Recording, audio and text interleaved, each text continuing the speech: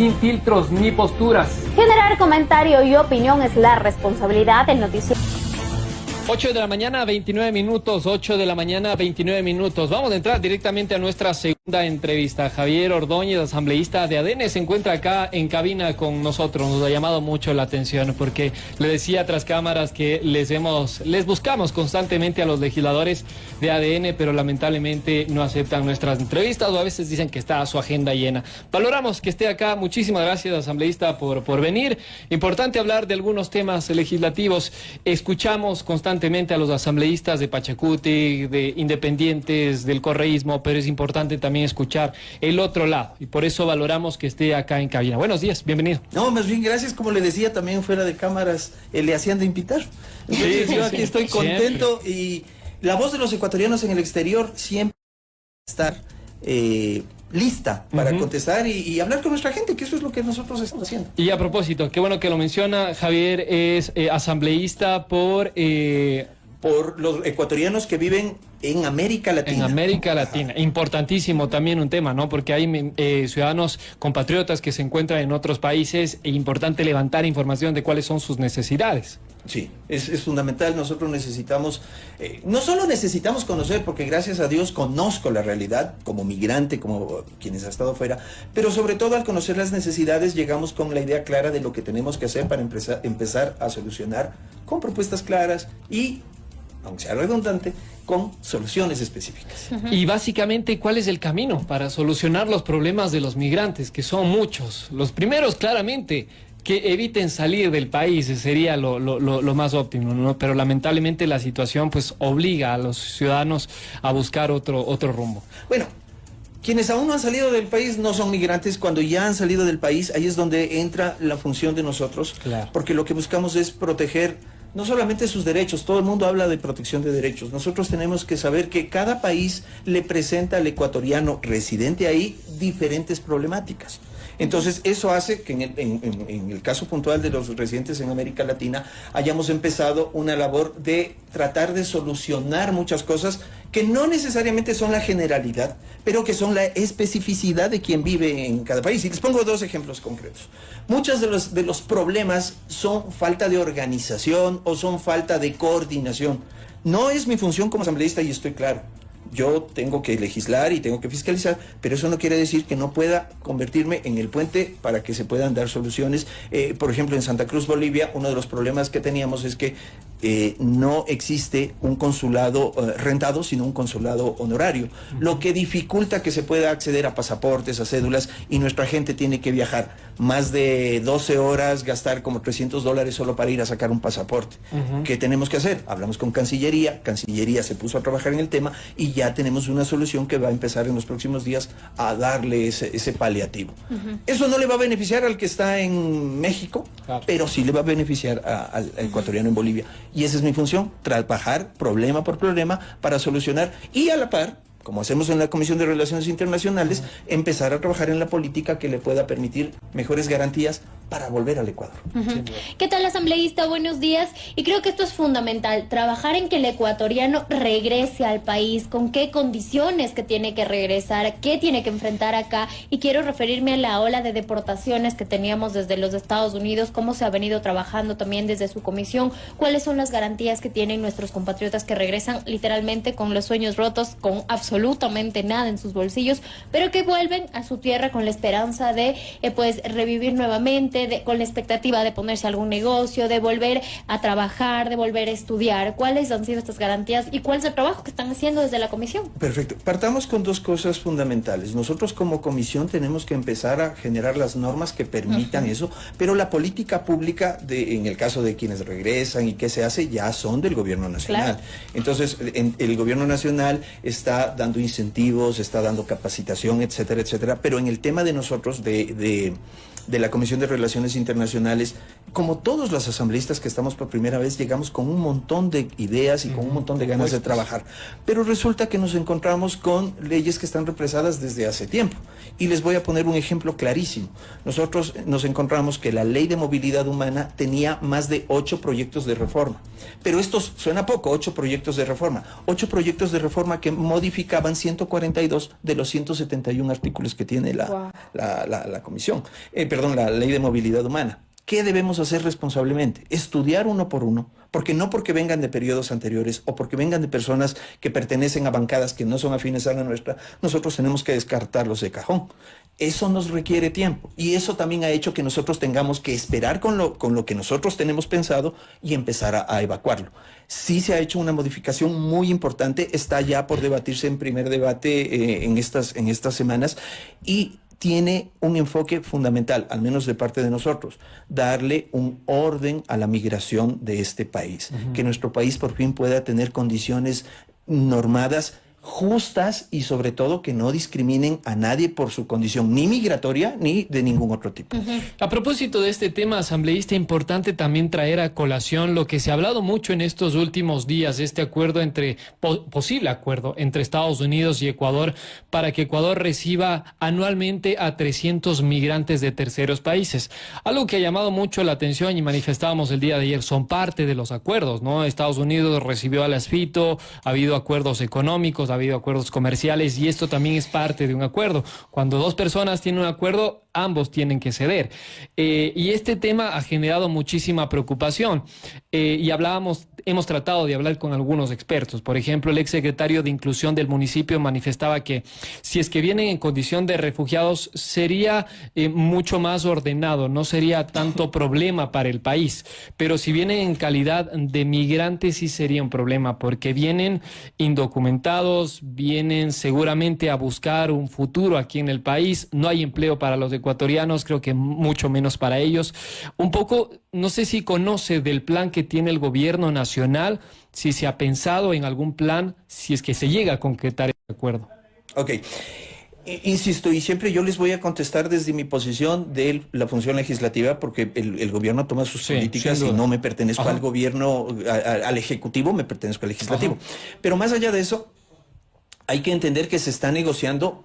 Hay la propuesta de que se venga, no es que se ha aprobado que venga. Eso decía, no es oficial. Exactamente. Y como todos los convenios que el Ecuador tiene que firmar, tiene que significar evitar que haya problemas, que haya cargas económicas, por ejemplo, y si es que se llega al acuerdo, entiendo que se va a procurar que estas personas puedan tener los recursos que vengan desde el exterior y que puedan tener una condición migratoria estable o una condición migratoria. Y aquí hay algo que habían ustedes mencionado.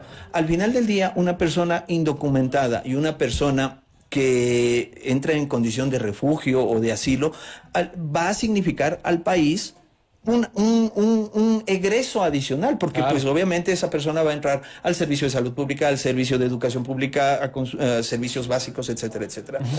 De ahí la necesidad, y estoy seguro que técnicamente se le va a pedir al gobierno de Estados Unidos, si es que es el caso y si es que se da, pues que haya las ayudas económicas para darle.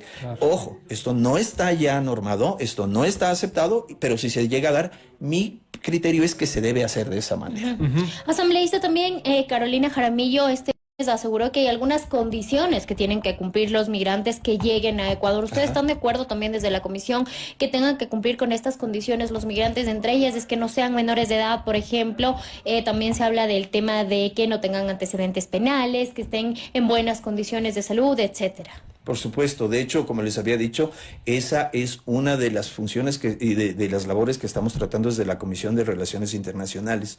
Nosotros necesitamos que el Ecuador no se cierra al mundo, el Ecuador no cierra las puertas. Lo que el Ecuador está haciendo es ordenar a la interna, pedir que se maneje de manera justa, equitativa, ordenada, y sobre todo que garantice tanto la seguridad de quienes llegan como la seguridad de quienes estamos acá. Y el tema de los niños es fundamental. Nosotros tenemos que velar porque los niños, los jóvenes y los adolescentes puedan tener condiciones migratorias dignas, insisto, ordenando a nuestro país para que nuestro país no se convierta en una granja abierta para que cualquiera llegue. Oiga, asambleísta, importante también hablar de otros temas. Usted como legislador, y nos manifestaba tras cámaras que es su primera experiencia en política, seguramente estará recibiendo todas estas sorpresas, ¿no? que a diario estamos viviendo los ecuatorianos. ¿Cuál es su lectura sobre las leyes que han sido enviadas por el Ejecutivo, aprobadas en la Asamblea con poco debate, con poco análisis, a la Corte Constitucional. Y en la Corte Constitucional lo que se está haciendo es un trabajo de revisión, pero ha generado una pugna entre el Ejecutivo y este organismo. ¿Cuál es su análisis, su lectura respecto a este tema? Yo más bien creo que han sido totalmente debatidas. No pertenezco a la comisión o a las comisiones que han debatido o que han estado, pero una de las primeras cosas que nosotros hemos estado pendientes y hemos visto es que se convoque a los actores de la sociedad para que puedan dar sus puntos de vista. Academia, gremios, obviamente no todo el mundo pudo ser convocado por tiempos, por espacios y por un montón de factores externos, pero estas personas acudieron, dieron sus puntos de vista. La comisión como tal hizo su análisis, llegó a un debate, fue aprobado, luego se presentó al Pleno. Los asambleístas, y esto sí les voy a contar una infidencia, lo que sí hacemos es leer, lo que estamos haciendo es leer lo que vamos a aprobar. Y en mi caso puntual, lo que yo leí lo aprobé porque estaba convencido de que es el camino que nosotros necesitamos. ¿Por qué? Porque si bien es cierto, el Ecuador ha venido teniendo un desarrollo normal durante muchos años, hoy no vivimos un país normal. Hoy tenemos condiciones exógenas, tenemos condiciones especiales que necesitan soluciones especiales. Y que la Corte las haya negado, pues obviamente hoy la Corte está cumpliendo el papel de oposición que el correísmo no alcanza. ¿Cree que es oposición? ¿Cree que es el enemigo del gobierno? Es un organismo que ha dejado de lado su práctica técnica y se ha convertido y lo ha convertido más bien en una práctica ideológica. Ese es mi criterio, ojo, muy importante, es lo que yo creo, no es lo que Pero es. ¿cuál sería entonces el objetivo de la Corte al ser la oposición y al negar todas las leyes, y desde la Asamblea Nacional y la narrativa que tiene el oficialismo es que son leyes en pro, por ejemplo, de la seguridad de los ciudadanos, en pro de la justicia de los ciudadanos? ¿Cuál es el objetivo entonces de la Corte? El objetivo, bueno, la Corte sabrá cuál es su objetivo, eso yo no lo puedo determinar. ¿Cuál es la lectura que ustedes La han lectura tenido? que nosotros tenemos es que la Corte no ha dejado de lado. Hay jueces que han militado causas, hay jueces que han defendido causas y no han tenido no han tenido no quiero decir decencia porque sería un término muy, muy grotesco, pero sí, no han tenido al menos la delicadeza de excusarse sabiendo que no pueden tratar un tema del cual fueron parte o fueron militancia. Pero más allá de eso, la posición de nosotros es que estas leyes han sido creadas para darle a las Fuerzas Armadas herramientas de lucha, al país herramientas de defensa. Y si un organismo se opone por bases ideológicas, pues obviamente para nosotros ha sido un contrapeso, pero es lo que hay, es una regla, es un filtro. Y como ustedes han visto, el gobierno no se va a detener, la función legislativa no se va a detener y tenemos que seguir trabajando y tenemos que seguir siendo propositivos por el bien del país. Creo que el análisis no debe ser desde el apasionamiento político, sino debe ser analizado desde la objetividad. Acá no estamos defendiendo absolutamente a nadie, ni a la Corte Constitucional, pero sí vemos que está acogiendo básicamente las demandas que se han presentado a las leyes que han sido enviadas por el Ejecutivo a la Asamblea y luego a la Corte Constitucional. Pero claro, nos llama mucho la atención esta narrativa del gobierno de querer calificar a la Corte Constitucional, que está haciendo su trabajo. De hecho, no ha suspendido definitivamente a las leyes, sino temporalmente han dicho, vamos a analizar las demandas que han sido presentadas. Y ese es su trabajo. Por eso digo, creo que hay que analizar objetivamente y no bajo las pasiones políticas asambleístas. Sí, y de hecho lo que estamos tratando hoy día no es la posición del gobierno, es mi opinión y la opinión de ustedes. Exacto. Entonces, obviamente yo sí quiero dejar de lado eso porque el gobierno tiene su propia posición. Es necesario dejar los apasionamientos, pero también es necesario saber que necesitamos decisión, necesitamos fuerza y necesitamos herramientas. La Corte al final del día es un filtro. Y son las reglas de juego que tenemos. Entonces, pero se necesitan esos filtros, se necesita, y creo que nadie, absolutamente ningún ecuatoriano se opone a que les den herramientas a las Fuerzas Armadas y a la Policía Nacional para combatir lo que está ocurriendo ahora en el país. Sin duda, debe haber estos filtros, pero ya cuando vemos mano política o algún tema político en la Corte, creo que hay que cuestionar. Lo que está haciendo ahora es básicamente recibir, analizando, y esa ha sido la posición. Una vez que tomen la sentencia, sí vamos a analizar los ecuatorianos, pero ya calificarlos, que ellos son quienes defienden a los delincuentes, me parece un poco grotesco. Ojo, no he dicho yo. No, en lo absoluto. Fue en la movilización del gobierno nacional. No le estoy diciendo que usted lo diga. Es la narrativa que ha impulsado el gobierno, incluso a través de carteles con las imágenes de los jueces de la Corte Constitucional. Estos son quienes defienden al crimen organizado. Importante, y qué bueno que topan ese tema, porque algo que yo había señalado en otra entrevista es que estos carteles los pusieron ahí personas naturales desde su bolsillo. Nosotros, y lo primero que nosotros hicimos y estamos en la obligación, es de cuidar absolutamente cada centavo del erario nacional. Y si esos carteles se hubieran hecho con dineros públicos por orden de una institución pública, serían responsabilidad del gobierno y nosotros tendríamos que fiscalizar. Si un particular pone esos carteles, inmediatamente son responsabilidad de quien los puso ahí. Hablemos también de la marcha que se prevé hoy, que de hecho en pocos minutos arrancará esta marcha por la paz en la ciudad de Guayaquil. ¿El objetivo cuál es también de esta marcha? Quizás usted conoce que el presidente de la Asamblea Nacional, por ejemplo, estará en esta marcha, pero sobre todo busca, según la narrativa del gobierno, insisto, según Carolina Jaramillo, busca la paz. Para ustedes, ¿esta es la forma de movilizarse por la paz, tomando en cuenta que el Estado debería ser quien garantice paz también? El Estado trata de garantizar la paz y lucha por darle al Ecuador la paz. Esta marcha lo que le dice al ecuatoriano es que estamos juntos. Muchos medios de comunicación, muchas personas nos piden que estemos cercanos a la gente, que le oigamos, que estemos con ellos, que vivamos su realidad. Esta marcha está poniendo en el mismo sitio al primer personero del país, a la persona que maneja nuestro Ecuador, a la primera fuerza, a la primera función pública que es el legislativo, y al pueblo ecuatoriano, que es como debe ser. Toda decisión que nosotros tomemos, toda decisión que el presidente tome, debe ser y se debe al sentir, a la necesidad y al ecuatoriano. Esta marcha busca eso, que juntos podamos trabajar en función de la paz, porque como ustedes han visto y caracteriza las marchas que hemos tenido, son marchas firmes, son marchas grandes, pero sobre todo son marchas ordenadas y pacíficas. Asambleísta, ¿cuál es su lectura sobre las nuevas preguntas que envió el presidente a la Corte Constitucional a propósito de lo que hablamos? Ayer manifestaban algunos bloques, algunos legisladores de otras bancadas, indicar que no están respondiendo a las urgencias de los ciudadanos en temas de seguridad, en temas laborales, en temas de salud, en temas económicos.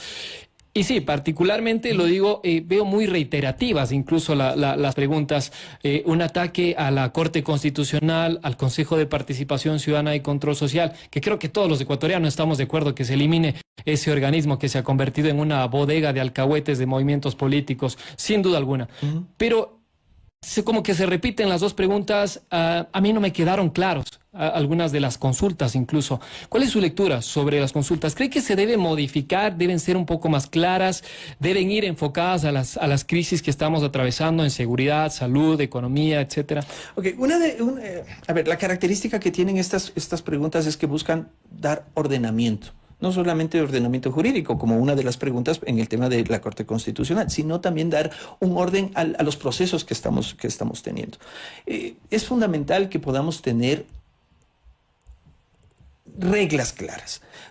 Hablamos de democracia, hablamos de que las decisiones se deben tomar en mayoría. Entonces, por eso una de las preguntas exige que las decisiones de la Corte las tomen un número determinado de jueces. No estamos diciendo que no las tomen, lo que les decía. Son las reglas que hay, pero entonces necesitamos que esas reglas estén afinadas, que esas reglas sean más democráticas si les queremos dar. De ahí la necesidad de esa pregunta que implica a la Corte. Como se lo hace en Asamblea, ¿no? Cuando se aprueba algo necesitan mayoría absoluta. Una mayoría absoluta, exactamente. Entonces, eso es lo que se está pidiendo. Además, obviamente, ya en la parte jurídica se está pidiendo que haya unas normas más claras, más específicas para la Corte. En el caso del Consejo de Participación Ciudadana, todos estamos muy claros que el Consejo de Participación Ciudadana es uno de los organismos más políticos que hay, habiéndose y siendo su esencia que no debería ser político. Entonces, lo que nosotros necesitamos al ser un organismo político que técnicamente no está manejando, por ejemplo, la elección de autoridades, y de ahí que no haya fiscal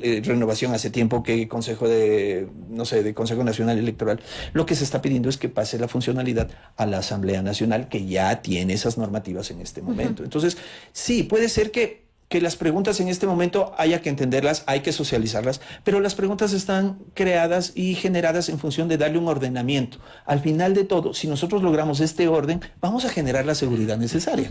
Asambleísta, ¿cuál es su lectura sobre el retorno de los casinos al Ecuador? Porque nuevamente se reenvía esta pregunta, hoy se vuelve a catalogar con los hoteles 5 estrellas, se envió anteriormente, antes se preguntó también, hay muchísima interacción con esta pregunta desde el Ejecutivo. ¿Cuál es su lectura y por qué hay este interés de que regresen los casinos al Ecuador? Más que los casinos como tal, lo que el Ejecutivo está buscando es la manera de financiar proyectos importantes, como en este caso se está pidiendo y se va a normar que si esta pregunta se aprueba y gana, pues si no me equivoco, el 25% de las utilidades se van a trasladar a los desayunos escolares. ¿Qué es lo que proyectos sucede? Sociales, manifestó la vicepresidenta. Entre otros, Ajá. exactamente. Entonces, ¿qué es lo que sucede? Los proyectos sociales son de inmediata, son de urgencia inmediata, aunque es exactamente los mismos términos.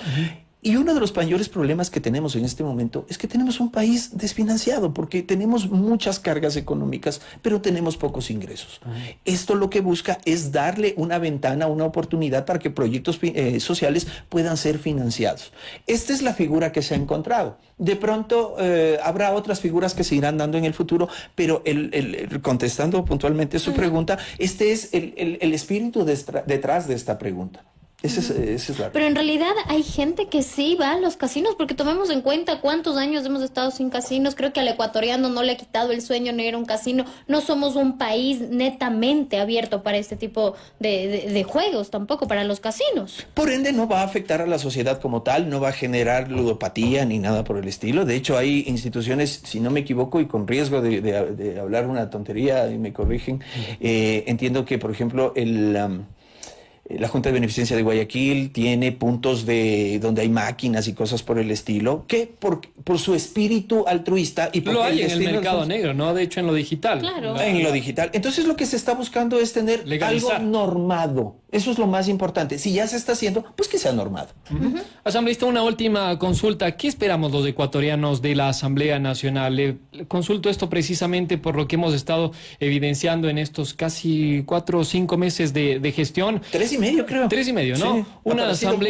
Sí, una asamblea manchada por escándalos, por diezmos, por nepotismo, por las comparecencias pobres de algunos legisladores, no estoy hablando de todos, de algunos legisladores, claramente, y también por este supuesto autoritarismo que se está viviendo. ¿Qué esperamos los ecuatorianos? Porque apenas empieza este periodo legislativo. Yo creo que los ecuatorianos están viendo una asamblea que está dando pasos gigantescos para cambiar lo que venía haciendo. Obviamente nunca vamos a estar exentos de cosas que puedan ir pasando. Pero yo reconozco en el presidente Olsen una persona con suma conciencia democrática.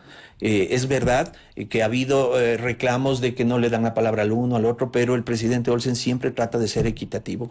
A nosotros nos ha puesto cortapisas, así como se las ha puesto a la bancada de la Revolución Ciudadana. Entonces es más que claro y es evidente. Y creo que la gente lo está viendo, porque en las últimas encuestas, en la última encuesta que se hizo y que yo vi, tenemos números históricos de aceptación. Obviamente va a haber fallas, pero hay que corregirlas. La ventaja es que no se está ocultando, no se está metiendo debajo de la mesa, ni se está tratando de hacer como que no pasó. Se ha pedido ya de parte del presidente Olsen que se agilice un código de ética, porque todos tenemos que ser éticos, porque muchas veces pueden pasar cosas que no son ilegales, pero eso no quiere decir que sean éticas. Exacto. Entonces necesitamos desde ese lado hacer las cosas bien como se debe. Creo que en el futuro, en estos próximos meses, la gente va a ver una asamblea que está trabajando, que está comprometida.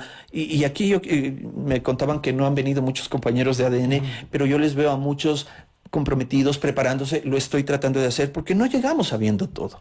Para eso tenemos asesores, pero también es necesario que nosotros entendamos por lo menos los parámetros mínimos para tomar decisiones informadas y lógicas. Ese es el compromiso de nosotros y lo reconozco en el presidente Olsen. Necesitamos compromisos de todos los asambleístas y reconozco que haya venido, insisto, acá a este espacio, insisto que haya compromiso por todos los asambleístas. Ayer, de hecho, uno de sus colegas fue cuestionado en redes sociales por salir desde la cama en una sesión legislativa, lo cual fue llamado incluso la atención por parte de la presidenta, que también pertenece a su bancada. Estoy hablando puntualmente del señor Chamba, Jorge Chamba. Para que vea lo que le digo. A quien se ha hablado, de quien se ha hablado muchísimo, sale, ¿no? Desde nosotros mismos sale la corrección a las fallas que podría llegar a ser, insisto, y es por eso que es fundamental que ese código de ética esté listo lo antes posible. El presidente Olsen ha dado la orden, a la interna se ha dado la orden, necesitamos ese código de ética, más allá de que lo haga quien sea y de la bancada que sea. Y que se sancione a quien sea, ¿no? A quienes cometan errores, Así sea o no sea de su bancada. Creo que todos los ecuatorianos vamos a estar de acuerdo. Totalmente de acuerdo.